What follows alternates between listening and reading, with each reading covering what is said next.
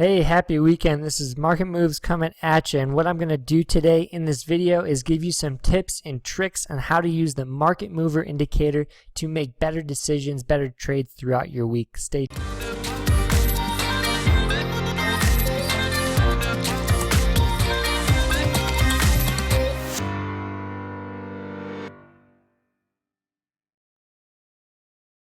tuned. Quick reminder, hit that subscribe button in the bottom right hand corner, and if you haven't, this indicator I'm going to explain to you has a 7-day free trial. You can sign up for that free trial on my website, and you can learn this indicator in 7 days, see if you like it, and if you don't, just cancel it. You won't get charged.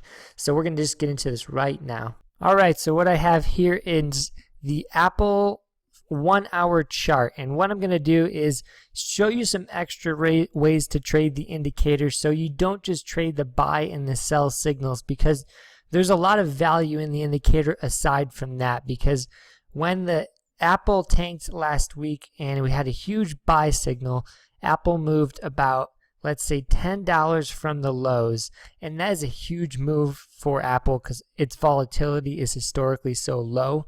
So instead of just getting these buy and sell signals, I'm going to show you extra ways to trade those less volatile days, those days where you're just oscillating between certain levels. And what the indicator is, it's also considered an oscillator. An oscillator is something that goes from buy to sell, or low to high, or zero to negative.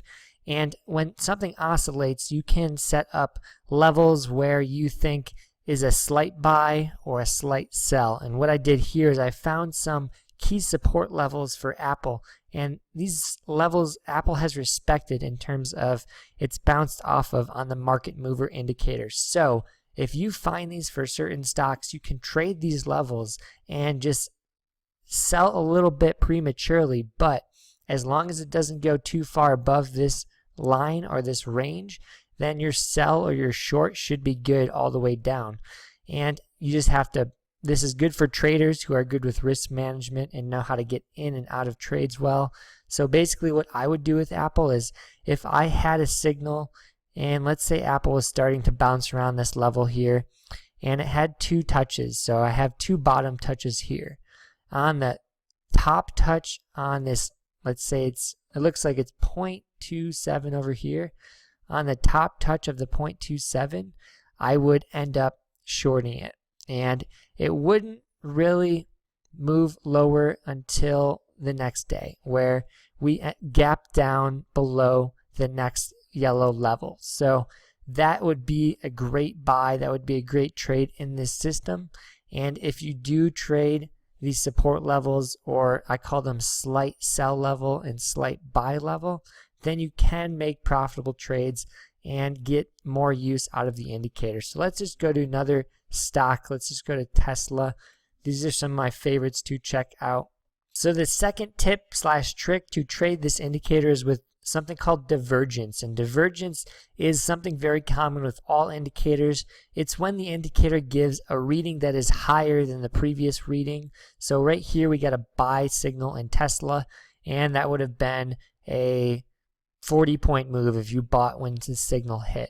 And right here was a buy signal with Tesla, and that would have been a 15-point move if you bought that. And right here we're getting another divergence. This is where we're having a low, and another low, so 3 lows, and at this point they're all higher than the previous one. So that means that Tesla with the indicator is trending upward and momentum is upward.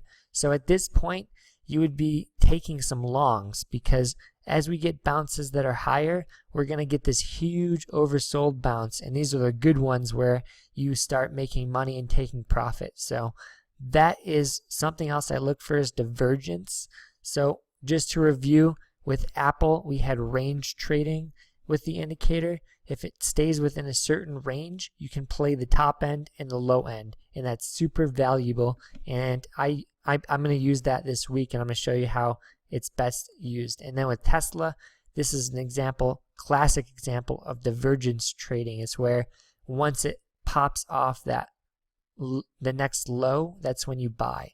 And then I'm going to show you one more great way to trade the indicator. I'm just trying to put out a valuable video for you on the weekend. So last one. My last tip or trick to trade this indicator is crossing the zero line. So this is another way to play many different indicators, the MACD, RSI. When it crosses a zero, that means that's going to be either a move forward in the bulls or a move for the bears. It's going to be a confirmation there. So if we cross and we head to the orange zone, this is very, very bullish, and that would be a buy signal all the time. But if we cross down to the blue, that's bearish, and at that point you would pick up some shorts. So I just drew some points on the chart that show you where that signal exactly is. So right here we have, when we go from blue to orange, that is a huge move, and you would buy pretty much the open of that day. And you have to, this one is the trickiest. It's the most risky because you have to take small profits when you're trading the cross of the zero line. You can't expect big moves. You can't expect big profits. So first warning, don't expect big profits with the cross of the zero line, because right here, if you shorted at this cross, you wouldn't make much money because it didn't go much lower. And at this point, you would have to buy it back at the other cross. So you would end up just netting a small loss or a small win if you have good risk management, because this cross again would have got you out of the trade. And if you were trading the other side, you would have bought longs, and then at this point you would have held those for the rally and probably sold at the next support level. So if we go down to this smaller signal here, we just see again not the best buy or sell signal, not too much price movement.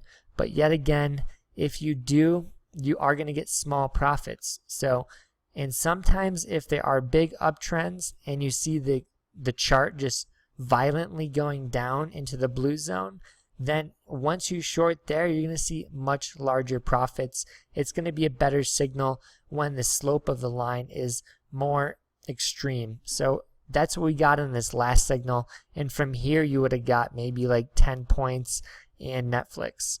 And if you bought at the open the next day when it dropped, you would have seen a nice little drop continue. And at this point you can combine everything, and you can look at the support and resistance, and you can look at divergences, and if you use all three, you're going to make the most out of this indicator. It's going to help you the most. So that's all I got on today, and I hope you guys understand the indicator. And yet again, if you want its 7-day free trial right now, check it out.